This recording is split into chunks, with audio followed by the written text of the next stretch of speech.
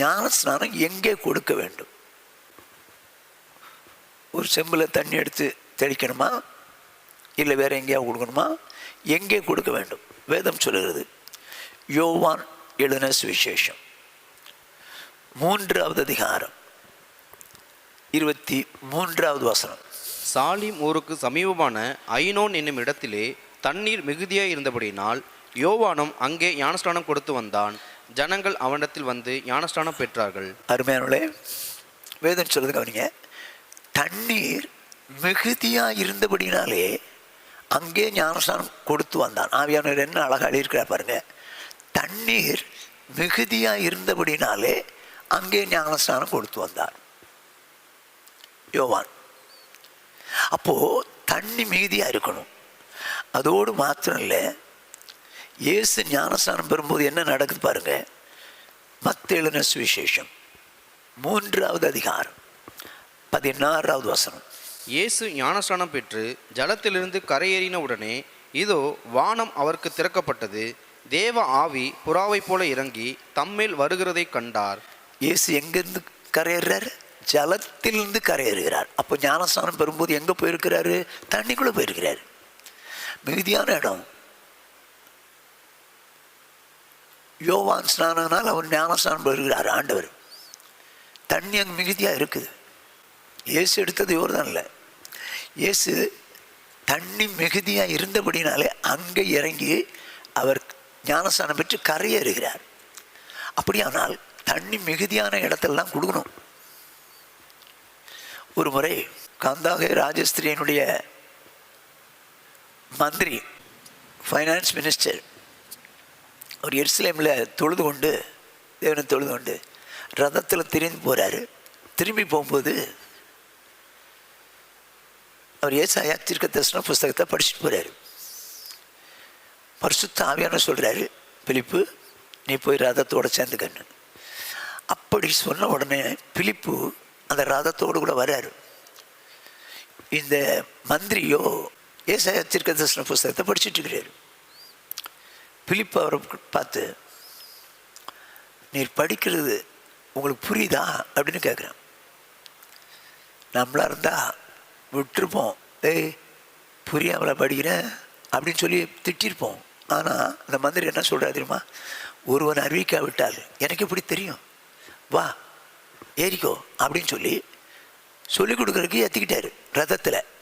ரதத்தில் போகும்போது அவர் கேட்குறாரு, யார்? மந்திரி பிலிப்பை பார்த்து. இது ஏசாயா தீர்க்கதரிசன புஸ்தகத்தில் 53வது அதிகாரத்தை வாசிக்கிறார்.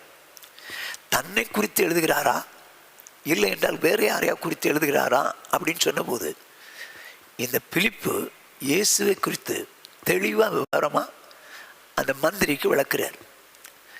ஆனால் அதில் ஞானஸ்நானத்தை குறித்து ஒரு துளி கூட அந்த அதிகாரத்தில் கிடையாது. ஆனால் பிலிப்பு எந்த அளவுக்கு அந்த வார்த்தைகளை கொண்டு சுவிசேஷம் சொல்லியிருப்பார் பாருங்க, நடக்கிறத பாருங்க.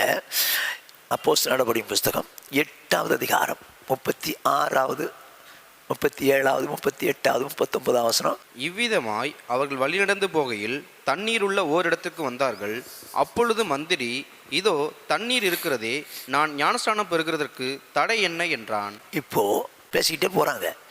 திடீர்னு மந்திரி கேட்கிறாரு, இதோ தண்ணீர் இருக்கிறதே, ஞானஸ்நானம் பெற தடை என்ன?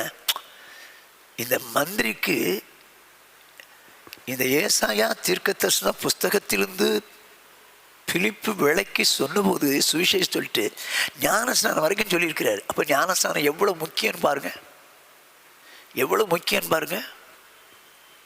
அது வரைக்கும் சொல்லிட்டாரு, அதை முக்கியப்படுத்தி இருக்கிறாரு. அதனால தான் அவர் இதோ தண்ணி இருக்கிறது, ஞானஸ்நானம் பெற தடை என்ன அப்படின்னு சொல்லி பிலிப்பை பார்த்து கேட்குறாரு மந்திரி.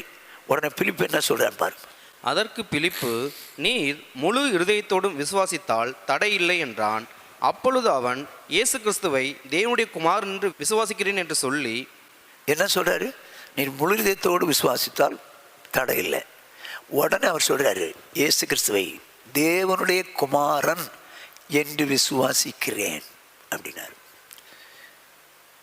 இயேசு தேவனுடைய குமாரன், தேவன் குமாரனாய் வந்தார் அல்ல, அதான் அழகாக விசுவாசிக்கிறான். அவர் தேவனுடைய குமாரன். அப்படின்னு விசுவாசிக்கிறேன்றான். உடனே என்ன நடக்குது பார்ப்போம். ரதத்தை நிறுத்த சொன்னான். அப்பொழுது பிலிப்பும் மந்திரியும் ஆகிய இருவரும் தண்ணீரில் இறங்கினார்கள். பிலிப்பு அவனுக்கு ஞானஸ்நானம் கொடுத்தான். வேதம் சொல்றதுக்கு வரீங்க, இயேசுவை தேவகுமாரன் விசுவாசிக்கிறேன், அவர் எனக்கு அடிக்கப்பட்டார், ரத்தத்தினார் மரித்தார் என்கிறது எல்லாவற்றையும் அதில் சொல்லிட்டார். ஏசாயா தீர்க்கதரிசன புஸ்தகத்தில் சொல்லப்பட்டது சொல்லிட்டார். அதை உணர்ந்து ஐயோ நமக்கு அடிக்கப்பட்டாருங்கிறத புரிந்த அவர் இயேசு தேவகுமார் நான் ஒத்துக்கிட்டேன் அப்படின்னு சொல்லி அறிக்கையிட்டு அவரை ஏற்றுக்கொண்ட அவர் தண்ணிக்குள்ளே இறங்குறாரு. நல்லா கவனிச்சுங்க, இருவரும் தண்ணீரில் இறங்கினார்கள். ரதத்தில் தண்ணி இருந்திருக்காதா குடிக்கிறதுக்கு? எடுத்து தண்ணி எடுத்து பிதா குமாரன் பரிசுத்தாவின் நாமத்தில் உனக்கு ஞானஸ்நானம் கொடுக்குறேன்னு சொல்லி சிலுவை அடையாளத்தை போட்டு தண்ணி தெளித்து போயிருக்கலாமே. இல்லை, தண்ணீர் மிகுதியாக இருக்கணும், தண்ணிக்குள்ளே இறங்கணும், ரெண்டு பேருமே இறங்கணும். அந்த அளவுக்கு தண்ணீர் இருந்தால் மாத்திரம்தான் அங்கே தான் ஞானஸ்நானம் கொடுக்க முடியும், எல்லா இடத்துலையும் கொடுக்க முடியாது. அப்படியானால் முதலாம் பரிசுத்தாய் பெற்றவர்கள் கொடுக்கணும்.